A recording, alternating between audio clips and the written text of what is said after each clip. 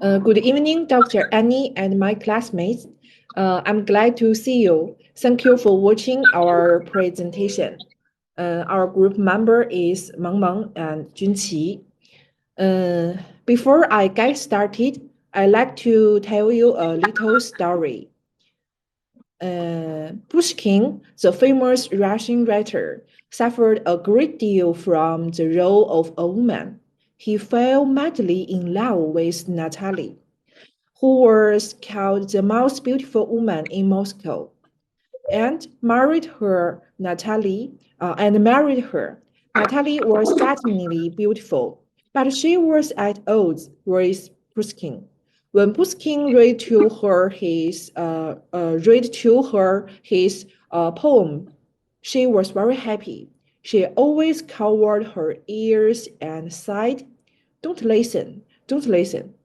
On the contrary, he always asked Pushkin to accompany her to have fun and attend some luxurious parties and dances, for which Pushkin left his creation and got into high debt, and finally died in a duel for her, making a literature superstar fall a premierity. Have you ever had this similar situation happen to you? When you formed a good or bad impression of a characteristic of that person's characteristics from it, this is essentially a, a cognitive bias.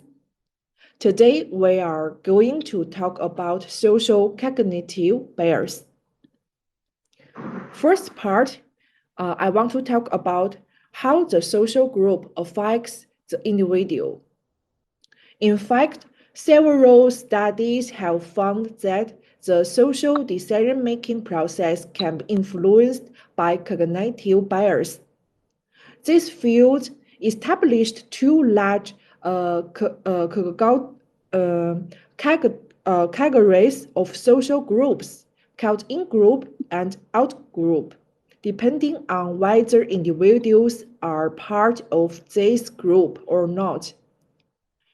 Therefore, an in-group is a social group to which a person psychologically identifies as being a member. By contrast, an out-group is a social group with which an individual doesn't identify.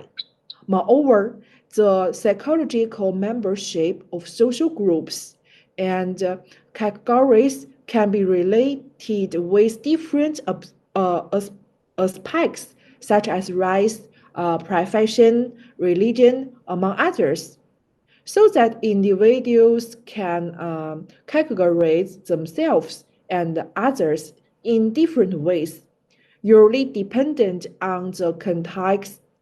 These categories that individuals do based in the pertinence to a group and the influence of the group on the person reproduce in the person's social cognitive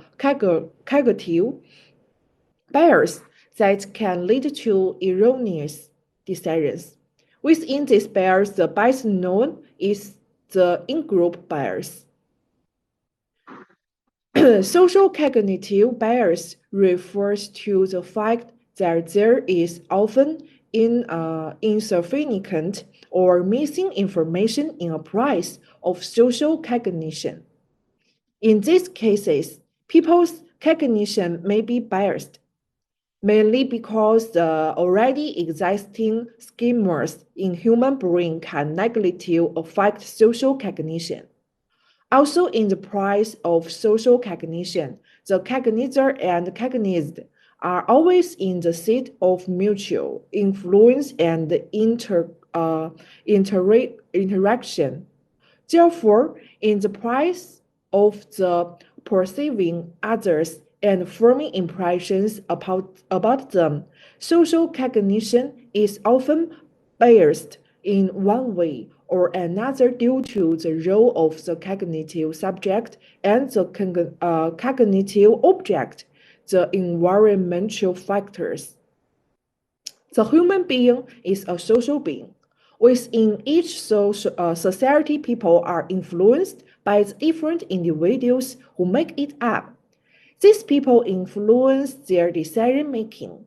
These decisions can be simple or insignificant. For example, uh, I want to buy a dress, even though I don't like its style. But because people tell me it's fashionable and popular, I will end up buying the dress. I found out when I bought it home that I still don't like it, and I will probably never wear this dress. How silly I am. Next, we will explore some of these social biases and how they influence the decision-making process. First, I want to talk about authority bias. Eastern side that unthinking respect for authority is the greatest enemy of truth. We believe that advice given by an authority is more accurate and more likely to be influenced by that advice, even if the subject of the thing is not related to the authority of that person. In our lives, there are often authoritative experts who give us advice, and we often agree with them without thinking. Is this true for you too? I want to tell you guys a little story. Linus Pauling is the only scientist in history to have won two Nobel Prizes independently. The first in chemistry in 1954 and the second in peace in 1962. He was a learned man with a wide range of interests from quantum chemistry to the structure of DNA. In March 1966, when Pauling was 65 years old, he had just received the Kornberger Medal, and in his acceptance speech, he said, "I would like to live another 25 years so that I don't miss out on all the research being achieved."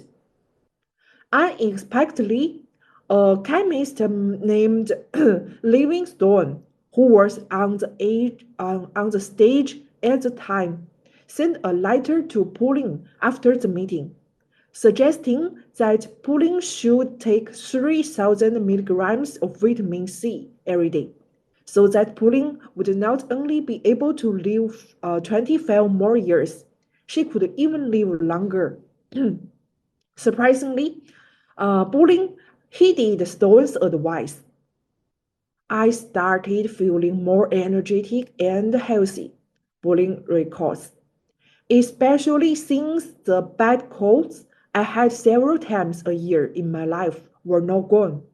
A few years later, I increased my vitamin C intake to 10, 10 times, 20 times, 30 times the recommended intake, and now is 18,000 milligrams a day. In 1970s, Bulling published Vitamin C and the Common Cold, asking the public to take 3,000 milligrams of vitamin C a day. It is about 50 times a recommended daily intake. Bulling believed the Common Cold would soon be a footnote to history. The complete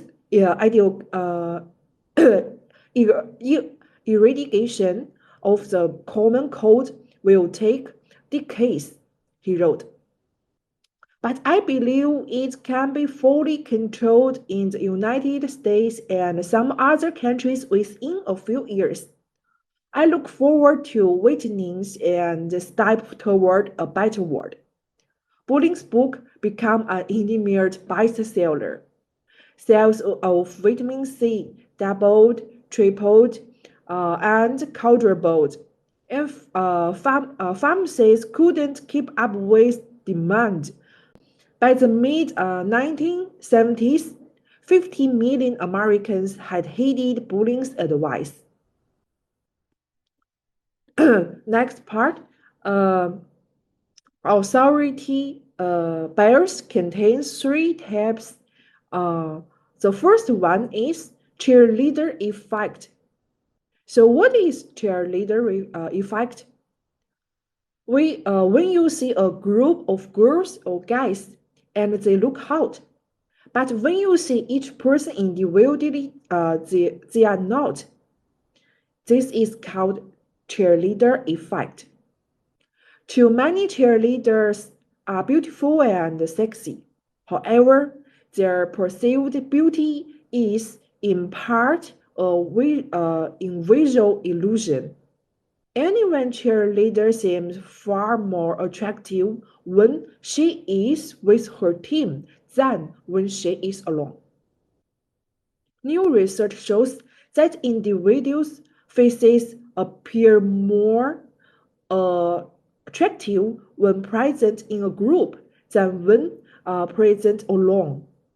Therefore, if you want your profile picture on social media sites to be perceived as attractive, opt for a group shot with friends.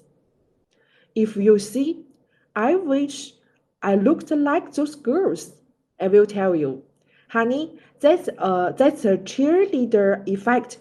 If you see them individually, you will realize they are just plain jeans. The second one is cross-rise effect. The cross-rise effect, also known as the other rise effect, refers to the inability to distinguish the appearance of foreigners because of the perceptual narrowing that occurs during our perceptual development. Living within a rice for a long time, we become sensitive to the nuance of the people among us and become more sensitive to the appearance of our own race and less sensitive to the appearance of other races. There is a difference between interracial effect and face blindness.